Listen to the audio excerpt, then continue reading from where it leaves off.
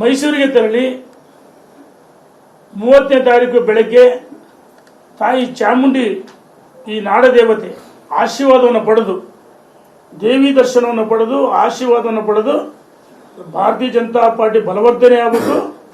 ವಿಜೇಂದ್ರ ಸಾರಥ್ಯದಲ್ಲಿ ಮತ್ತೊಮ್ಮೆ ಭಾರತೀಯ ಜನತಾ ಪಾರ್ಟಿ ಅಧಿಕಾರಕ್ಕೆ ಬರಬೇಕು ಅಂದು ತೀರ್ಮಾನ ಮಾಡ್ತೀವಿ.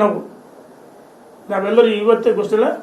ಏನು ನಮ್ಮ ಕಾರವಾರದ ಮಾಜಿ ಶಾಸಕರು ವಿನಂತಿ ಮಾಡಿದರೆ ನೀವು ಮುರುಡೇಶ್ವರಕ್ಕೆ ಬರಬೇಕಂತ ಹೇಳಿದ್ರೆ ಮುರುಡೇಶ್ವರದ ಸನ್ನಿಧಿಯಲ್ಲಿ ನಾವು ದರ್ಶನವನ್ನು ಪಡೆದು ಪಕ್ಷಕ್ಕೆ ಒಳ್ಳೆಯದಾಗಲಿ ಅಂತ ಹೇಳಿ ಅಲ್ಲಿ ಸಹ ಆಶೀರ್ವಾದವನ್ನು ಬೇಡ್ತೀವಿ. ಮತ್ತು ಅಂತಿಮವಾಗಿ ನಾವಿನ್ನೂ ಚರ್ಚೆ ಮಾಡಿಲ್ಲ.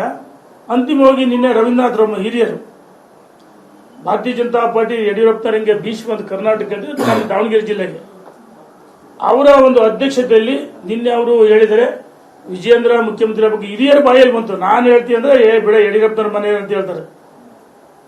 ನಿನ್ನೆ ರವೀಂದ್ರನಾಥ್ ಅವರು ಪಾಟೀಲ್ಜಿ ಅವರು ಬಹಳ ಸ್ಪಷ್ಟವಾಗಿ ಹೇಳಿದರು ಯಡಿಯೂರಪ್ಪನವ್ರ ಸನ್ನಿಧಿ ಸಮ್ಮುಖದಲ್ಲಿ. ಮತ್ತು ನಮ್ಮೆಲ್ಲರಿಗೂ ಹೇಳಿದ್ರು ಎಲ್ಲ ಜಿಲ್ಲೆಗೆ ಹೋಗಂಬರ ಸಂಘಟನೆ ಮಾಡೋಣ ಮತ್ತು ತಾಲೂಕು ವೈಸ್ ಹೋಗೋಣ ಅಂತ ಹೇಳಿದ್ರು. ಅಂಥವ್ರ ಅಧ್ಯಕ್ಷತೆಯಲ್ಲಿ ಏನು ಮಾಜಿ ಸಚಿವರುಗಳು, ಮಾಜಿ ಶಾಸಕರುಗಳು ಮತ್ತು ಚುನಾವಣೆಗೆ ಯಾರೋ ಸ್ಪರ್ಧೆ ಮಾಡಿದ್ರು ಇವನ್ನೆಲ್ಲರೂ ಒಟ್ಟಾಗಿ ಸೇರಿಸಿ ಒಂದು ಪೂರ್ವಭಾವಿ ಸಭೆ ಮಾಡಿ ರವೀಂದ್ರನಾಥ್ ಅಧ್ಯಕ್ಷತೆಯಲ್ಲಿ ಭಾರತೀಯ ಜನತಾ ಪಾರ್ಟಿ ಬ್ಯಾನರ್ ಒಳಗೆ ಅಲ್ಲಿ ಜಿಲ್ಲಾಧ್ಯಕ್ಷ ಇದ್ದರೆ ಎಲ್ಲರೂ ಇರ್ತಾರೆ. ನಾವೇನು ಪಕ್ಷದ ಹೊರತು ಪರ್ಯಾಯವಾಗಿ ನಾಯಕತ್ವದಲ್ಲೇ ನಮ್ಮದು. ಭಾರತೀಯ ಜನತಾ ಪಾರ್ಟಿಯ ಬ್ಯಾನರ್ ಅಡಿಯಲ್ಲಿ ಒಂದು ದೊಡ್ಡ ಸಮಾವೇಶ ಮಾಡಬೇಕಂತ ದಾವಣಗೆರೆಯಲ್ಲಿ ಅಂತಿಮ ಪೂರ್ವಭಾವಿ ಸಭೆ ಮಾಡಬೇಕಂತ ಯೋಚನೆ ಮಾಡಿದ್ದೀವಿ. ನಾವೆಲ್ಲ ಕುಳಿತು ಇದು ನಮ್ಮೆಲ್ಲರ ಸಾಮೂಹಿಕ, ನಾವೆಲ್ಲ ಸಾಮೂಹಿಕವಾಗಿ ಸಮಾನ ಮನಸ್ಕರು. ಪಕ್ಷದ ಸಂಘಟನೆ ಬಲವರ್ಧನೆ ಆಗಬೇಕು. ರಾಜ್ಯದಲ್ಲಿ ಮತ್ತೊಮ್ಮೆ ಭಾರತೀಯ ಜನತಾ ಪಾರ್ಟಿ 2028 ಯಾವ ಸರ್ಕಾರ ಯಾವ ಟೈಮ್ನಾಗ ಬೀಳುತ್ತೆ ಹೇಳೋಕ್ಕಾಗಲ್ಲ.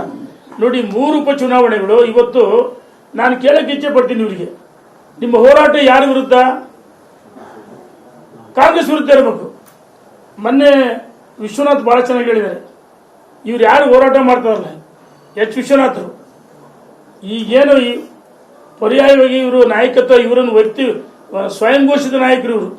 ಒಂದು ರೀತಿ ಮಹಮ್ಮದ್ ಬಿನ್ ತಗೊಳಕ್ಕಂತೆ ಆಡಳಿತ ಇದು ಟೂರ್ ಹೊರಟಿದ್ದಾರೆ.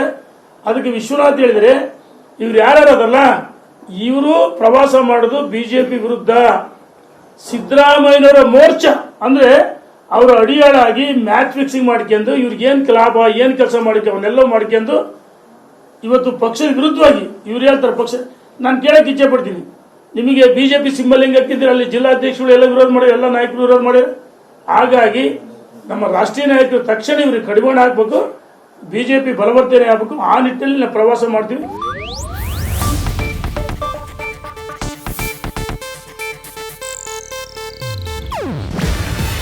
ಇದು ಏಷ್ಯಾನೆಟ್ ನ್ಯೂಸ್ ನೆಟ್ವರ್ಕ್ ಪ್ರಸ್ತುತಿ. ನೀವು ನೋಡ್ತಿದ್ದೀರಾ ಏಷ್ಯಾನೆಟ್ ಸುವರ್ಣ ನ್ಯೂಸ್.